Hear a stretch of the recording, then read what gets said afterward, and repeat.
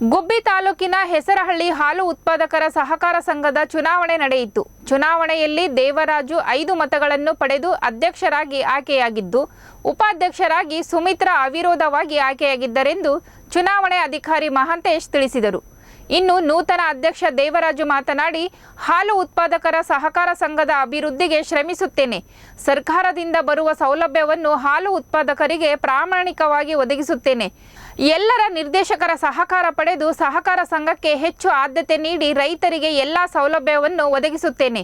ಹಾಲು ಉತ್ಪಾದಕರ ಕಟ್ಟಡ ಕುರಿತು ಶೀಘ್ರ ಅಧಿಕಾರಿಗಳ ಗಮನಕ್ಕೆ ತಂದು ಹೊಸದಾಗಿ ಕಟ್ಟಡ ಕಟ್ಟಲು ಎಲ್ಲರ ಸಹಕಾರ ಪಡೆದು ಕಟ್ಟಡವನ್ನು ಕಟ್ಟಲಾಗುತ್ತದೆ ಎಂದು ತಿಳಿಸಿದರು.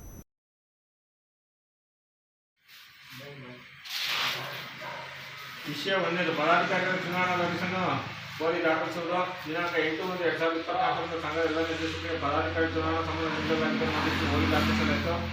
ಎರಡನೇ ವಿಷಯ, ಜಿಲ್ಲಾ ಸಹಕಾರ ಚುನಾವಣಾಧಿಕಾರಿ ಹಾಗೂ ಸಹಕಾರ ಸಂಘ ತುಮಕೂರು.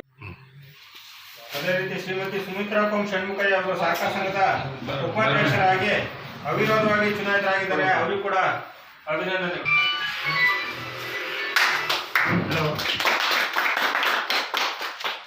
ಚುನಾವಣೆಯಲ್ಲಿ ಸಹಕಾರ ಸಂಘದ ಎಲ್ಲ ನಿರ್ದೇಶಕರು